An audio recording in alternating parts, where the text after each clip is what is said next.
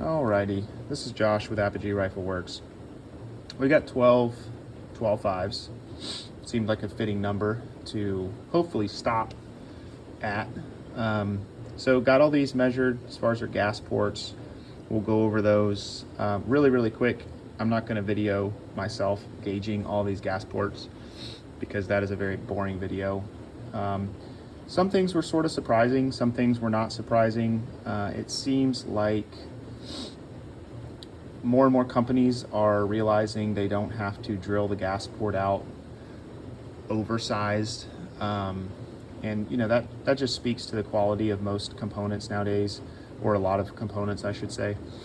So down here, smallest was a Centurion arms, and then the Geissele, then the newer Sons of Liberty, their combat barrel V2, I think is what they call it. Then Criterion, Danial Defense, and then I've got an older Sage Sons of Liberty, like a Rosco essentially. But it's interesting because the higher end manufacturers, Danial Defense, Criterion, Sons of Liberty, Geissele, and Centurion, by and large like that sub, 0.66 and under. And then what was surprising is White Oak 0.078 and then KAK 0.078. With ballistic advantage and Faxon somewhere in the middle, which you'd sort of expect, being that they typically cater towards sort of that mid-tier builder. And so there's going to be some tolerance issues with a lot of builds in that category. So having a little more gas is probably a foolproof way to make sure those builds work for those people. Whereas if you're putting a Centurion arms or a Criterion barrel in a build, you're probably also going to have a decently in-spec BCG. You're probably going to put a gas block on that fits appropriately, or you're going to bed it, something like that. So I like where everybody's head's at with that. The White Oak is sort of surprising. Probably give them a call and just see why they went that large. But again, more of a precision gun. Maybe you go ahead and put an adjustable gas block on something like that.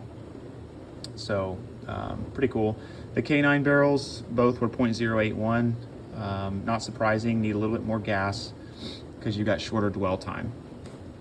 So with the gas port being moved further out towards the end, you've got to get enough gas back there. Same thing with like a dissipator or something like that. It's going to have a larger gas port. So it'd be interesting to shoot these side by side with probably the White Oak and then the Centurion or the Geissele.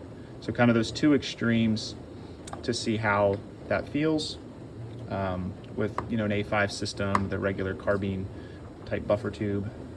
So stay tuned, Apogee Rifle Works. Check out the website, give us some feedback. We went live, but we are still certainly making changes to make the website work better for people, and then of course adding more products. So shoot us an email. We appreciate the feedback, positive and negative. We're going to improve based on what we hear.